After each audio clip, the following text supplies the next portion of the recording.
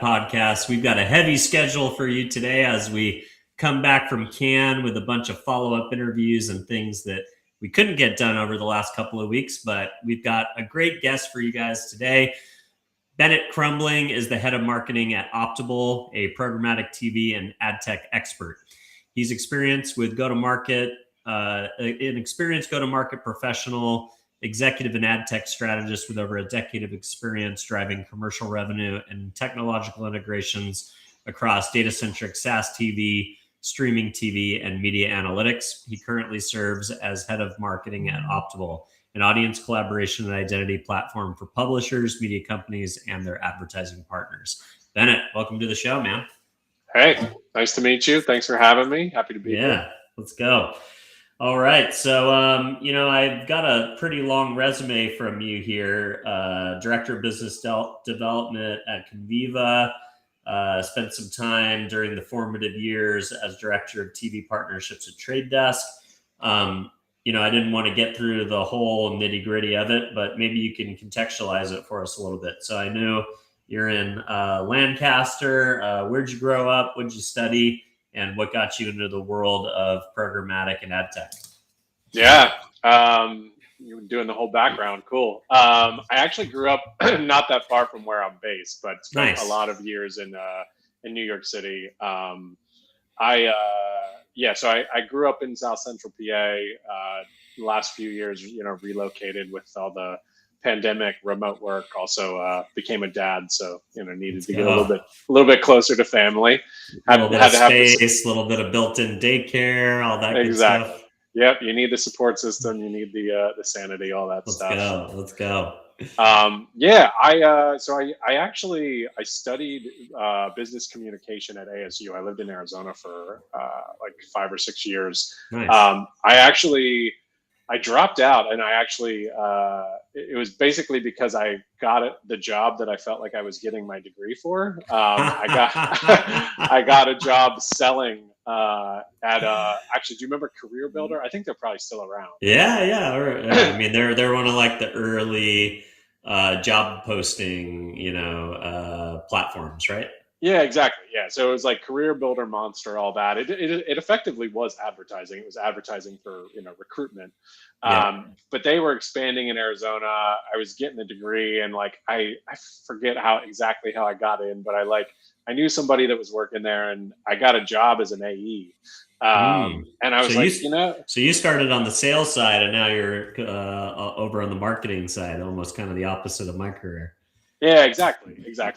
I've sort of always been in go-to-market, but have sort of slowly over the last 10 years found my way into marketing. I think the creative side of it, the getting into some of the data, the storytelling, all that stuff, I've sort of gravitated towards it. But cut my teeth in sales. So sort of had to kind of learn, how do you go talk to clients? How do you convince someone that something's going to work for them? How do you learn what their challenges are and, meet the business need to their challenges and all that stuff. So it's still, marketing and sales are so closely tied, foundational stuff. Yeah. One to one, one to many, right? Exactly. So I was in Arizona. I was working for some tech companies out there. I was mid-20s, late 20s, decided I'm going to make the big leap, move to New York City. And so did that. I actually did it with a company that I was working with at the time, who had a bunch of trouble shortly after, and there was layoffs. Oof. And I was like, oh crap, I'm in New York City. I don't have a job. What am I going to do? Just went on a crazy interviewing process, and I ended up getting an offer with the Trade Desk, which at the time they were I think I was the 78th employee or something like that. They were small, small to the point that it was I had a couple other offers, and I was I don't know which one, Well, hopefully you made the right decision when you had some stock options to vest. So yeah, totally. Let's go. But that was super formative. I mean, I got to sort of be with them through a lot of the rocket ship years. Ended up, I think when I left, they were 1,200, maybe 1,500 people. So saw just a massive amount of growth. It was it's cliche, but like I feel like I lived like a kind of like MBA case study on like business growth, and especially in the advertising space. Learned a ton about our space at the time, and really like kind of fell in love with like the ad tech ecosystem, during that process. But I was there. I started as an AE, and then I moved into like a kind of, it was like partnerships as well as like a sort of go-to-market lead. And a lot of the work that I was doing beyond the partnerships work was what I think you'd sort of think of as product marketing work. It was like, we're launching connected television in programmatic. How do we, take this area that is new and figure out like what are the challenges we can actually solve for? So it was like figuring out how do TV buyers think, what are their pain points? How can we position the product in order to, meet some of their needs, all that stuff. And then kind of helping to enable the sales team and, help with that whole launch process. So yeah, that was kind of, that was a really formative experience. And then since then I've been kind of, in the marketing space. In the last 3+ years, I've been running marketing with Optable. So that's kind of brings us to current. Happy to tell you a little bit more about Optable. Yeah. Well, why don't we do that? So, obviously there's a lot of players in the ad tech and the programmatic space, probably more now than ever with how fast you can spin things up on AI. So why don't you tell us a little bit about who Optable is, where it sits in the ecosystem, and kind of what you guys do that's different than some of the competitive set. Yeah, absolutely. So we're an agentic audience platform. What that really means is there's kind of two core things that I think about when I think about what we've built. So first is really like a data infrastructure layer that's kind of built for this next wave of AI-enabled ad tech. Connecting across all these different protocols that are being built, whatnot. That infrastructure layer is, kind of 3 core components. So it's identity resolution, it's data enrichment, and it's data collaboration. So we've got, really what you'd think of as like, what we used to kind of call a DMP, if you will, but that like core technological infrastructure layer that we work with, really companies across the media and advertising ecosystem. We work with a lot of publishers.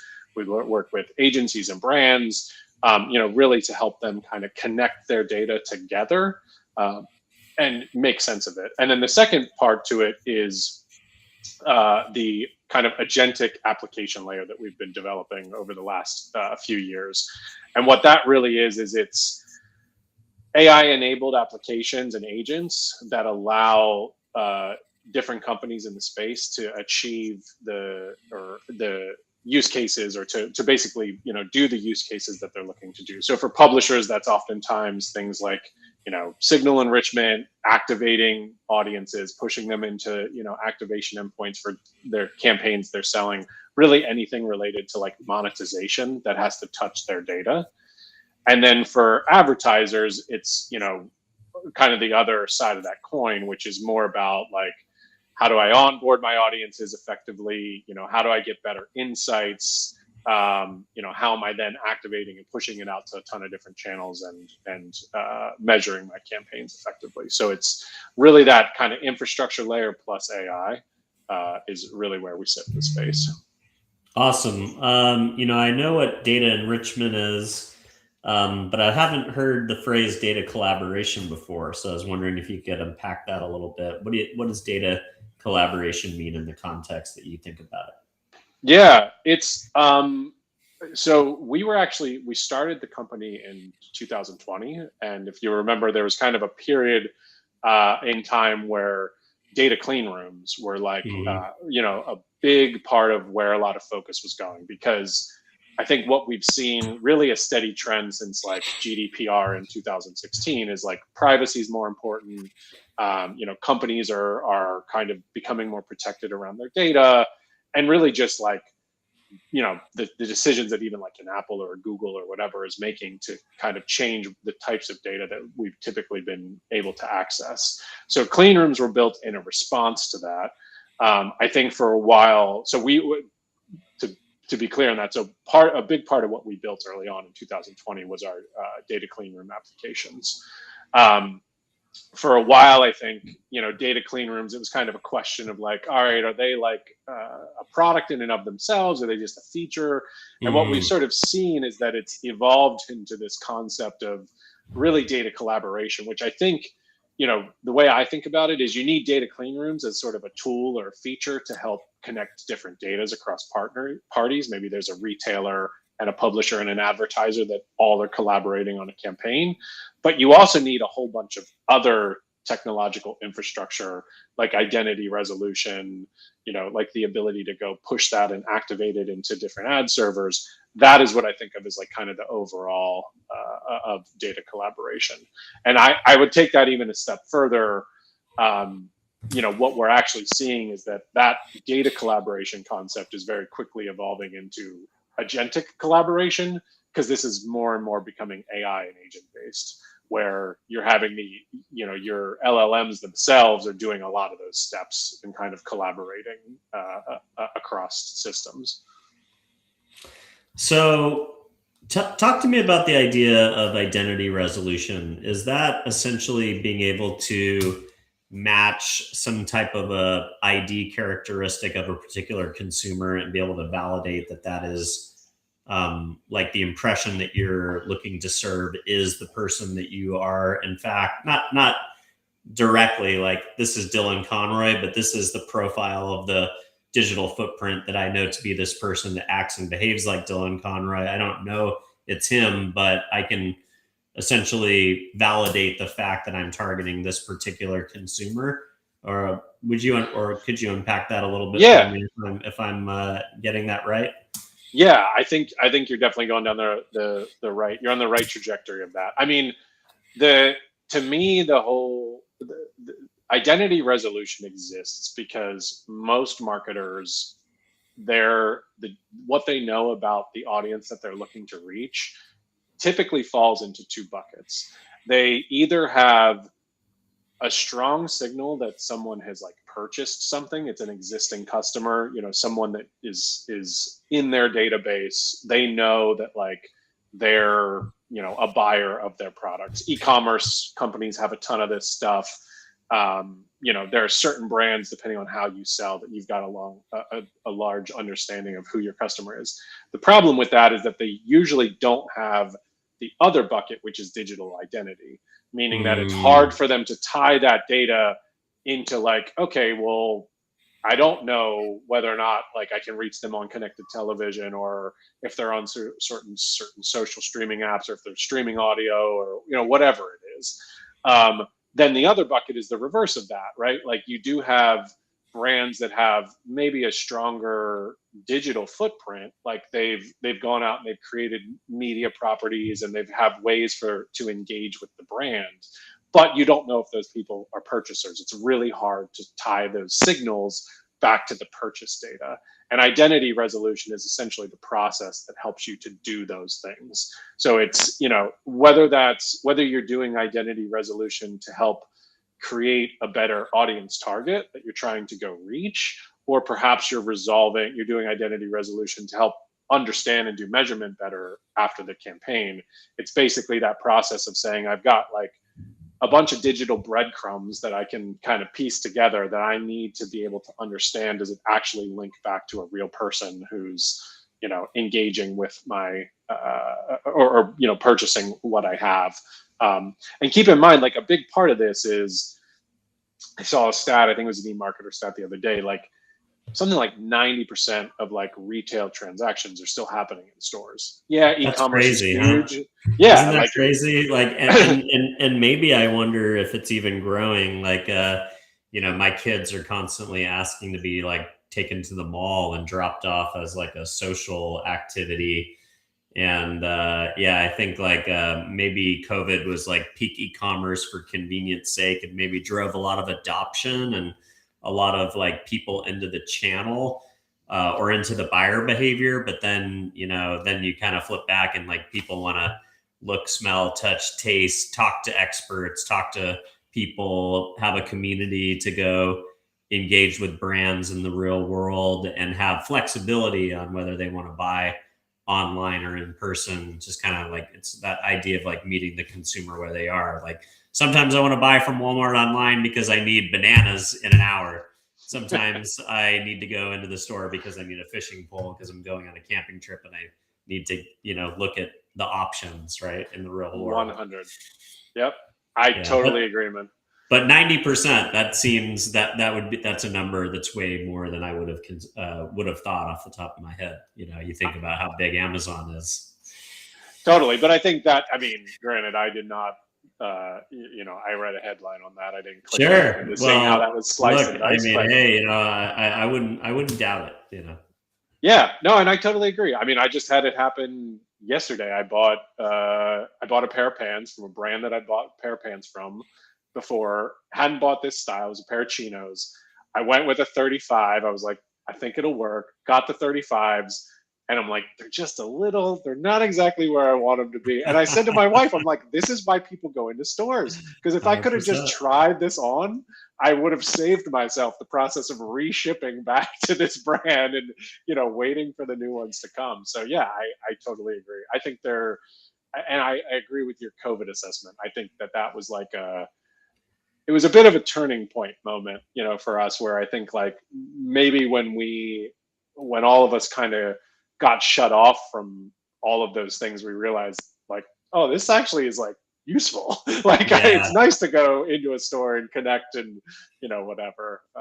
Well, I think also like the mall experience had gotten so shitty. And then now you look at like the Westfield, like I was just driving down the 405, with my daughter yesterday, and we were going through Orange County, and I like just a month ago, there was an old mall standing there. It's been completely knocked down.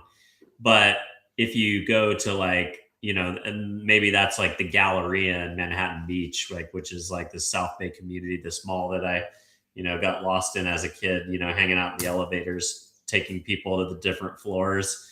I shot a podcast actually in there the other day. They took a furniture store and converted it to a WeWork and basically just let people walk into the furniture store and go up to any desk. It's like pretty wild and bizarre. But then you go to like Century City Mall in Westfield, and it's got like an Eataly and all the great stores, and it's like very posh and premium, and like the experience is great. So I think it's like it was on maybe the mall retailers got a little, lazy in their user experience for a while there. Yeah, no, I agree, man. It was a combination of a bunch of stuff. You had the e-commerce rise and all that. And yeah, I totally agree. But yeah, malls are back. I was in one the other day. I had similar experience where I'm like, yeah, like, my kids are, I think, a bit younger than yours from it sounds, but they were like, this is cool, like, but yeah, it is wild. But yeah, that's really what it boils down to, is like you've got, and the other piece that's really interesting about the identity resolution stuff is retail media plays into this. You're kind of hitting on it, right? Because like so many of these brands, if you think about 90% of the things being sold inside of stores, then it ends up being that like the retailers themselves oftentimes have a lot of the data, which is where the data collaboration and the identity resolution sort of come together, because a lot of these brands actually need other partners to help them understand who their customer is or how to reach them or whatever. Yeah, I love that. For so long, brands tried to spend all this time trying to figure out the attribution model of like, okay, well, if somebody buys in a store, how do I validate that other than, having it show up on my Marshall's, order in the next PO 3 months later. But now it feels like anybody who touches the consumer journey, whether it's in a retail store or whether it's an online retail environment, everybody's sitting on this unique data now.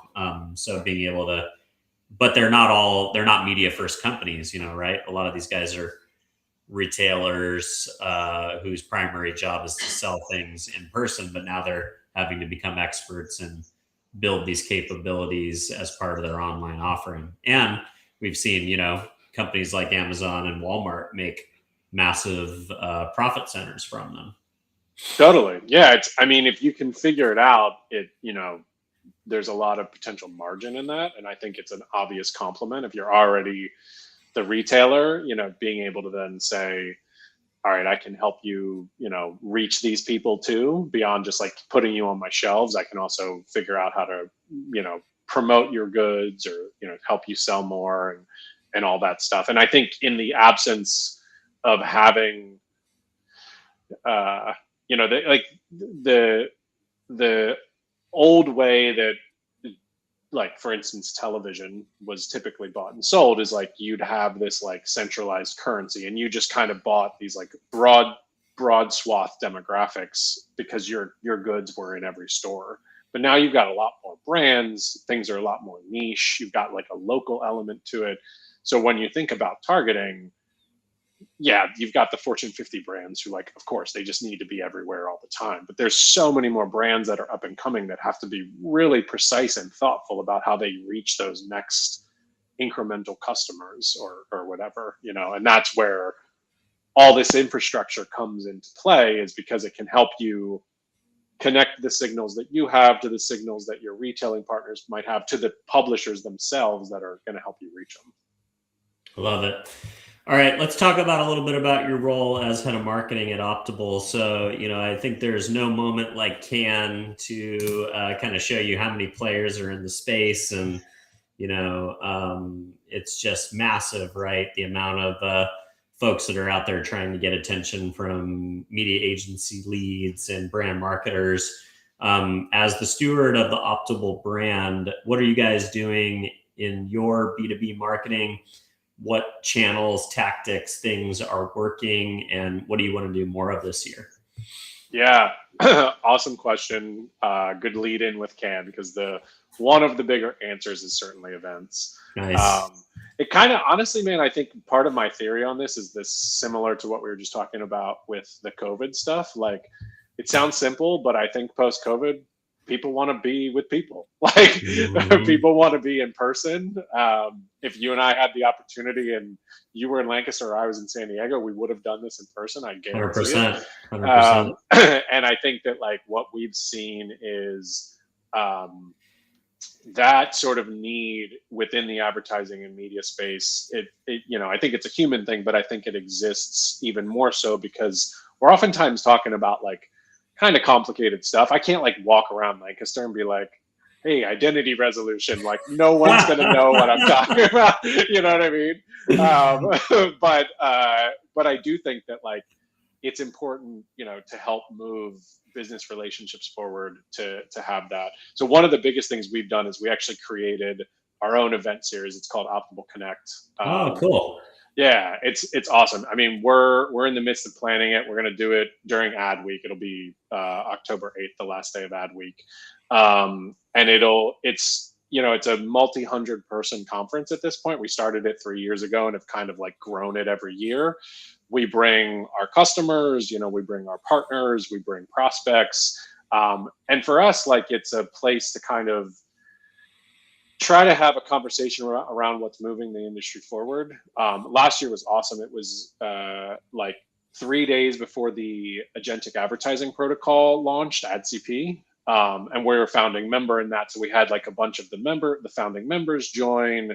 We had our customers come, and, it's obviously we're doing panel discussions and fireside chats and the stuff that you'd come to expect. But I think, if you do it right, these things are educational for people. It's a way to come and like learn about what's moving the industry forward. And I think that's a big part of our brand, is we're a tech company. So, we're intended to be on the cutting edge and be talking about like the stuff that's coming and trying to make that simple for the marketers and the brands and to understand, like, how can I actually apply this to my business? A big part of our goal is simplifying that. So, events are huge for our marketing strategy. Content is huge.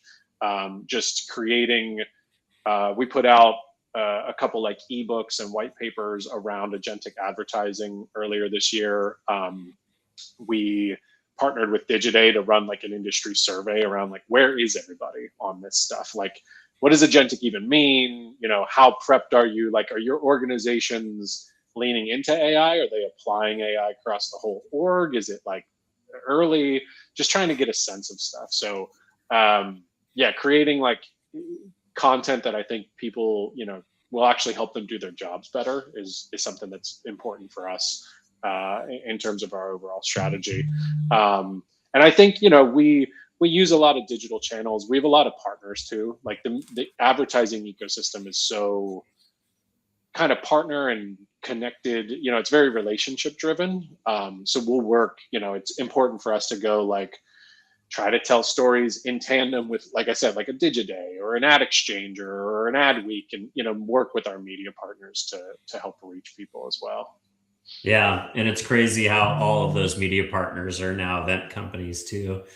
And Totally. and I almost prefer, like, as much as I love going to something like Can or Possible, where you've got like maximum kind of saturation, I guess, for a lack of a better word, it's great to be able to, you know, get a lot of content done and have a lot of people in one condensed area, or even at like a satellite event like CES, where there's like a heavy advertising and AdTech, MarTech component. But it almost feels like the Digidays or the media posts or the ad exchangers, these kind of like more intimate 100, 200 people. It kind of like adds, I think, going back to your idea of, well, going to these events, well, they want human connection. Why are people really leaning into these smaller events, or what you guys are reading your is because intimacy creates, you know, like a lower barrier, I think, for like posturing and marketing. Like people get more real. They talk about real issues, real problems. They're willing to like discuss more candidly the things that are worrying them and the things that they're thinking about. But also like smaller settings, if there's like 100 to 200 people running around, maybe you don't have to become best friends with everybody, but you see familiar faces and like feel like a cohort, like a class almost. Like, oh, like where did I meet you? Oh, it was via post, you know, 13 years ago in the, you know, Mohawk Mountain House in upstate New York or whatever. It's like there's like this more of like a familiarity, I suppose. Yeah, Anyways. no, I think you're right. I mean, yeah, I totally agree. I think that these are, yeah, I mean, the industry is relationship driven, and I think that it's important for people to get out and connect. I agree with you on the large events. Like I hadn't been to Possible until this year, and it's huge. I mean, this was a record breaking year for them, but Yeah. like, yeah, some of the huge ones, it does, like, there's a lot of theater, and I think that's why you have oftentimes, like, our strategy at Can honestly was like, keep it small. Like we were doing a lot of like, you know, meeting with people inside of restaurants and stuff. You know, we're maybe partnering here and there. I mean, obviously we're not a huge company yet either. But I agree. I think oftentimes people do want to have that like slightly more intimate experience. Yeah. All right. Let me get into some of the more meat and potatoes. So, you know, a big other component that a lot of ad tech has been building towards these days is the privacy paradox. You know, stuff like coming out of Europe or California with, you know, GRDP. What is it? GRP? I can't even say that acronym correctly right now, but just GDPR. Yeah, GDPR. But also, you know, in a you know, building business models. A lot of these legacy ad tech platforms are built on business models where you can kind of track users everywhere they went. You guys explicitly pitch for a privacy first collaboration model. To a cynical marketer who thinks privacy first is a buzzword to please regulators, how does a privacy centric platform actually deliver better? And why does that lead to higher converting targeted audiences than kind of the old school tracking pixel model? Yeah. It honestly, I think the easiest way to put it is just that, like post GDPR, you know, late 20, whatever, you know, 2016, 2017, what I think really happened is you started shifting to a first party data world. And that's kind of how we think about it. Now, I think first party obviously is a definition that can be expanded or contracted quite a bit. You know, do you think about the instances that we just talked about where like maybe a brand is partnering with a retailer to use their data? That's kind of, you know, is it first party? Is it second party? You know, to be determined. But what's happening in that scenario is like that brand is ultimately compensating the retailer in some way, shape, or form. So it's really more like, you know, they're leveraging their data, or maybe they're using the data that the publisher has, or they're using the data that the brand themselves has. Either way, there's like a very direct partnership that's happening. That's a lot of the root of data collaboration and the agentic collaboration, is that the media transactions that are taking place, and the reason why it matters to marketers is because you're looking at really first party data. And what that means, like what we've seen time and time again, is that's just like a higher quality, because it's not like manufactured, created by a bunch of intermediaries. There's not a bajillion hops where you've lost sight of who is the actual audience I'm reaching. You're actually working directly with the companies that have these sorts of insights and signals. And I think that's harder to do. It's harder to scale, but the signals themselves are of higher quality. And that's really why it matters, because that higher quality is going to end up in better results. You're going to see, you know, less waste. You're going to see you're reaching the right people, all the stuff that a marketer should care about. You guys spent a lot of time thinking about, you know, the privacy safe clean rooms and navigating the death of the third party cookie.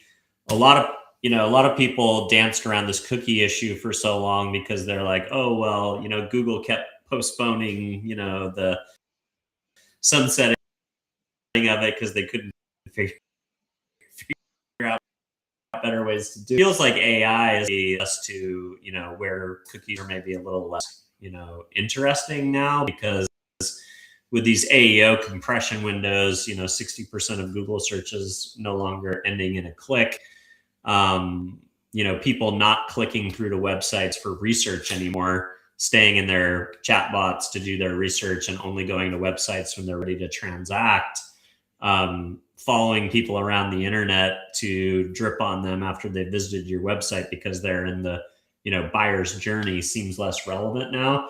So I wonder, do you agree that kind of the AEO-ification of the buyer journey has kind of made cookies and pixeling and retargeting a little less relevant? Yeah, it's a it's a good question. I think I mean, what I've seen so far is I feel like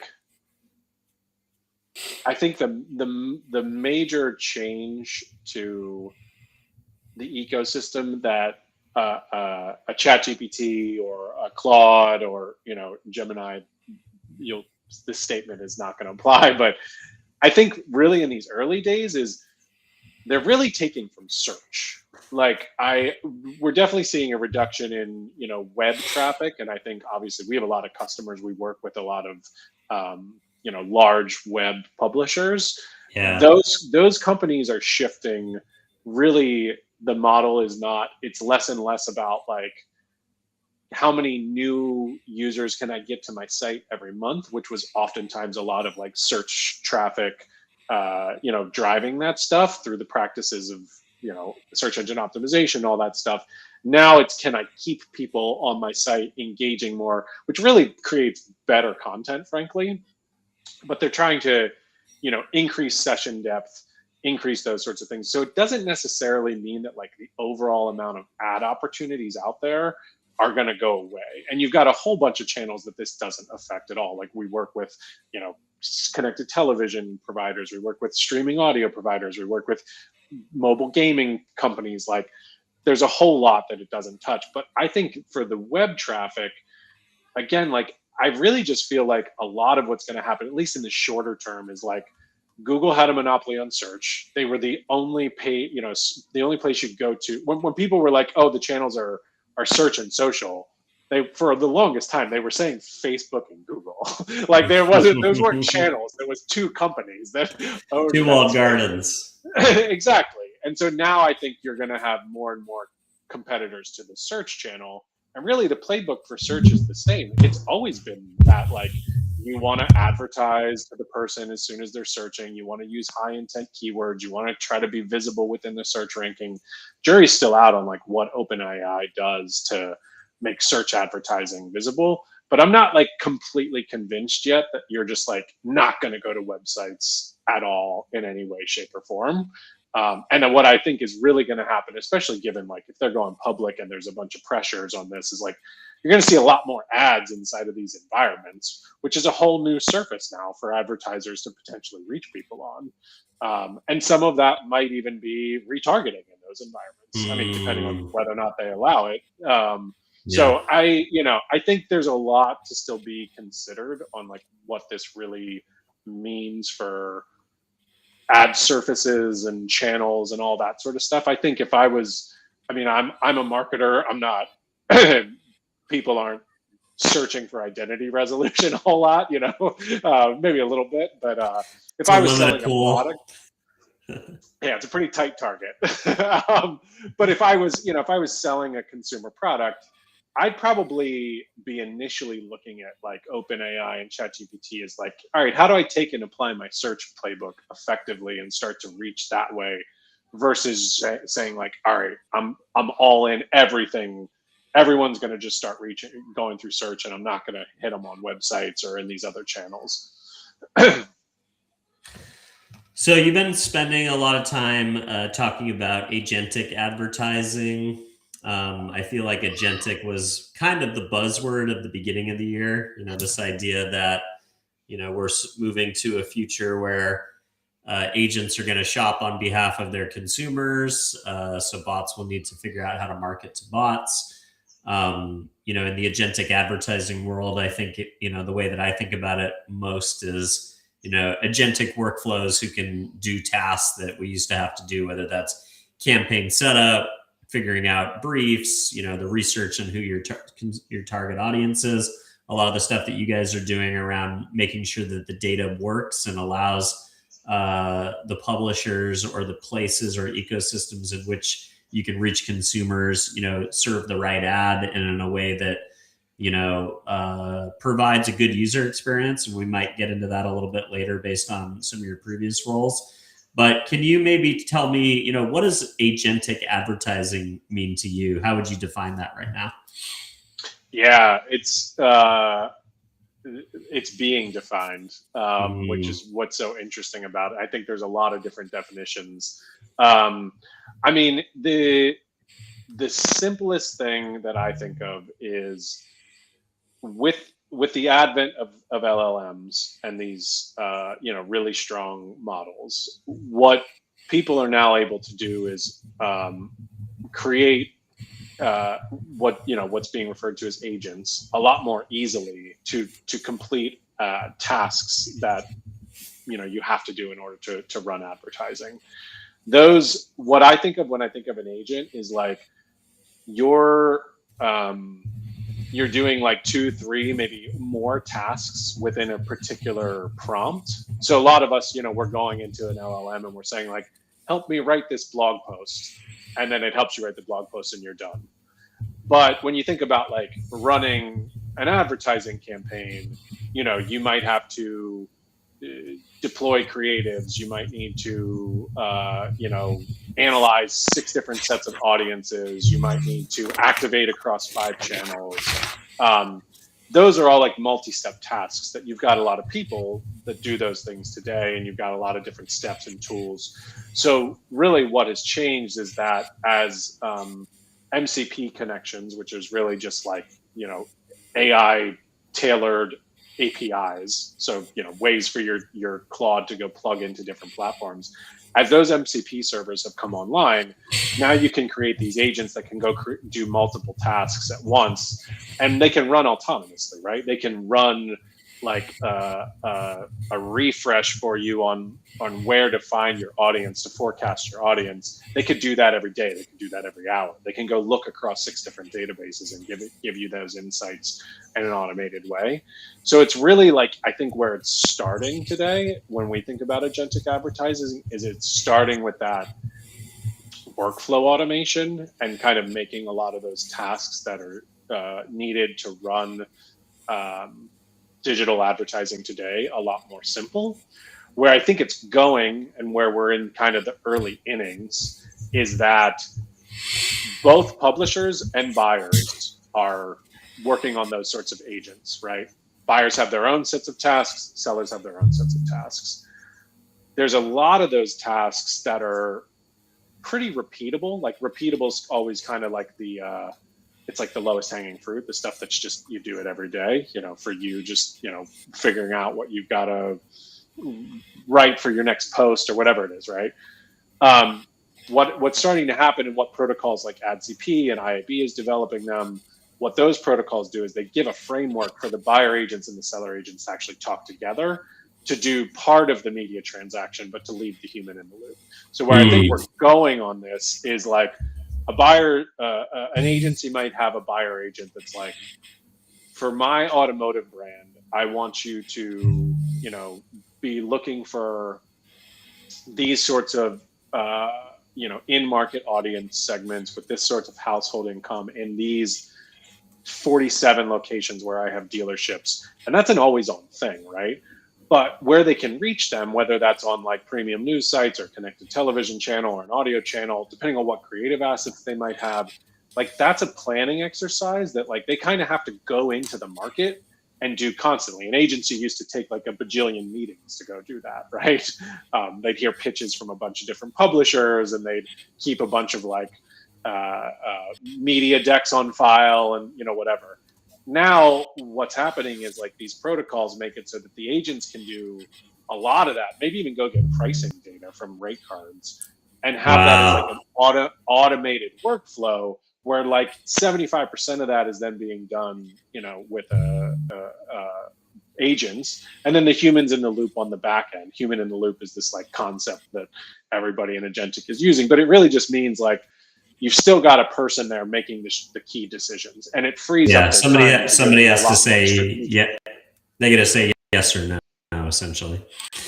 Exactly, yes, no, or go do more of this. Tell the agent like, pretend. Our CEO will talk about this sometimes. Like, imagine if you had like an army of 500 analysts, 500 intern data analysts, right?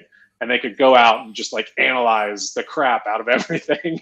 Like, what would you do if you could like direct them and say, all right, go, you know what I mean? Like, go see if maybe audio is a channel that we should look more into. Like, tell me what's available. How does that pricing compare to my connected television campaign? Or, is there a sponsorship I should be looking into? Like that kind of planning exercise. I think that's the shortest term on like where we're really seeing the agentic advertising stuff start to take hold, is like agents being able to talk to each other and actually do those workflows. Yeah, that's super interesting. All right, you spent trade TV partnerships right at the peak of the connected TV. Everybody seems to want a piece of the CTV ad pool now. Fragmentation is still a massive mess across devices, operating system, and streaming apps. Why has the programmatic infrastructure of TV been so much harder to unify than traditional desktop and mobile ad networks? That's an interesting question. I think having seen it unfold and sort of being in that seat as connected television was, really taking off, I think there's a couple things there. One, when you're talking about like, web versus like a web and the internet, it goes back to the question, what you brought up earlier around like cookies and stuff. as soon as we launched connected television, we realized very quickly the signals in this universe are very different than, like, there's no cookies to start, Yeah. right? There's not there's not a cookie anywhere in sight. You're all, you're entirely within an application. You're on a device, you're streaming. And so a lot of those identifiers, a lot of those signals that we were used to weren't there, and things shifted. So you have to get used to a completely different ecosystem. The other piece there is like I think it's becoming a little bit more consolidated. Obviously, we've got like the Roku Fox News, and there's a lot of moves being made. But people watch TV across like a lot of different devices. So not only are you saying there's not a standard identifier or signal that we can use like a cookie, but also like there's 5 major television manufacturers. There's 4 major puck or fob manufacturers, and then there's a bunch of different content. One of the things I learned, I worked at Roku for a while too, or not a while, it was like a year, but when I was there, like one of the things that was fascinating to me was to really unpack and understand all the content distribution rights.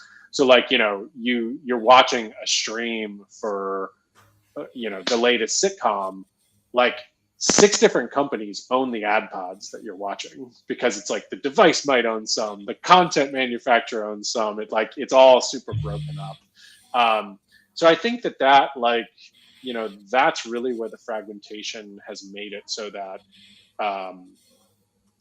the programmatic had a hard time, sort of solving all of those things at once. I think there's been a lot of progress, but those signals aren't all apparent. The other piece is like television inventory, unlike like the open web, it's a lot more like, it's premium and it's a lot more guarded. The people who own the ad rights and whatnot, they want to sell it, right? Because they know it's super valuable. This is why pretty much all connected television is transact through like PMP deals. They're all private marketplace or programmatic guarantees. It's not like this, we're just there's not a lot of remnant in that space. Exactly. And so I think that made it so that like, the concepts that existed in programmatic had to be retrofitted in order for those to apply. It's also why like I'm pretty bullish on the agentic thing, because if you go back to the conversation we were just having, there's a lot more customization and like an agent saying, hey, like, here's my package for here's the different, like 6 different custom things that you can do in connected television. And here's all the different ways that you can reach it. And, I've got a new show that's hitting the slate.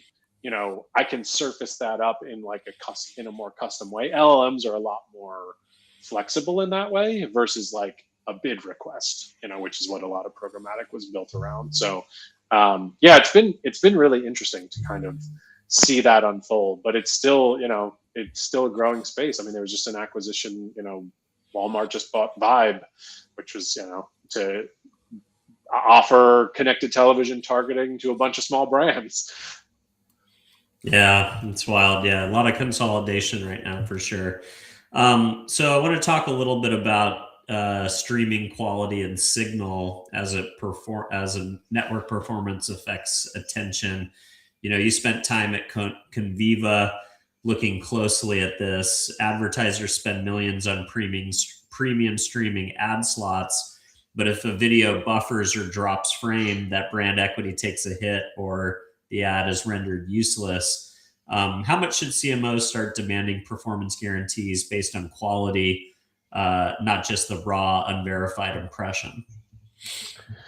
Yeah, I think there's some really interesting stuff that's happening in like the ad quality space. I think attention metrics are a particularly interesting area around that. I don't know that anyone's really gotten to the place of like,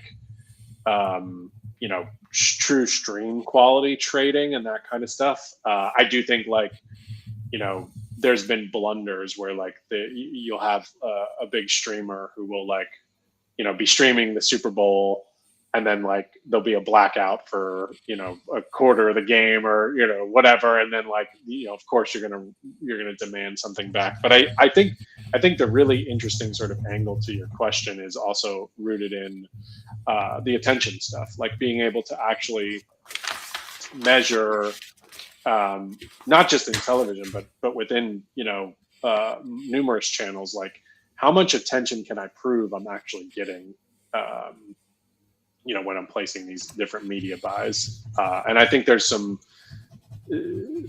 definitely some like cool innovation in that space that it's, you know, helping either through, you know, the sort of new kind of enriched panels that are looking at like, you know, eyeball tracking and all that kind of interesting stuff. But I do think that it's something that marketers should pay attention to. And I think that it's important because it helps to create a baseline for buying across channels, right? Like video on a connected television and video on a phone are oftentimes part of the same buy, but they should have different values. Yeah, because of the screen size and maybe even just the user behavior of like, you know, if I'm on my mobile device, I could potentially click and take action. But if I'm leaning back in my TV experience in my living room, I may be watching it on a bigger canvas. I may be more engaged, but the reality of a user taking action on something they're seeing when they're like just trying to chill out on their couch and watch, you know, 2 hours of entertainment or an hour of live sports, you know, the buying, I guess, the user behavior of the consumer, depending on what device they're viewing on, changes based on, you know, the access that they have to the technology in which that they're streaming, in which they could actually like, you know, utilize a call to action, I suppose. Yeah, totally. And you see like a lot of companion advertising now where you've got they're trying a lot to prompt of the that. QR code stuff. Yeah, exactly. Yeah. Or I think the Amazon one is really interesting, right? Like I'm not going to click one click to buy in an ad, but I can click the button and I get an email later or something like that that I can follow up on when I go back to my emails and all the other emails I get from Amazon. Yeah, exactly. All right. You know, we talked a little bit about publishers sitting on this gold mine of first party reader data, but many struggle to price it correctly for programmatic buyers. When a media company uses Optable, how are you helping them prove the premium value of specific audiences so they don't get commoditized in kind of the larger programmatic ecosystem? I think a lot of that is rooted in like first really understanding what your unique data assets are, and like a lot of publishers I think need to kind of reinvest in like what I would think of as traditionally like research, right? So if you're a publisher, like you've got two forces kind of happening at the same time. One, like, you know, you got this like potential loss in just like traffic from search and the decline with AI and all that stuff. And then you've got this like sort of shift towards first party data. I think if you're leaning in, you're trying to get more engaged with your audience and you're trying to create more, you know, engagement across your site and understand your audience more. That naturally lends itself to also being able to do better ad packaging and ad pricing. Like we work with some customers. A good example of one of our customers is People Inc., the, you know, formerly Dotdash Meredith. Like they've spent a ton of time over the last handful of years architecting a system where they have a ton of insight about intent because some of the web properties they have, and some of the, you know, different places that they touch consumers, they have a lot of like purchase intent data. They know that people are like 10 items to take with you to the Hamptons this weekend, stuff like that. Exactly. Yeah. So they're like, you know, or they've got like tech review sites, or they've got, you know, mommy blogs or, you know, whatever it is, right?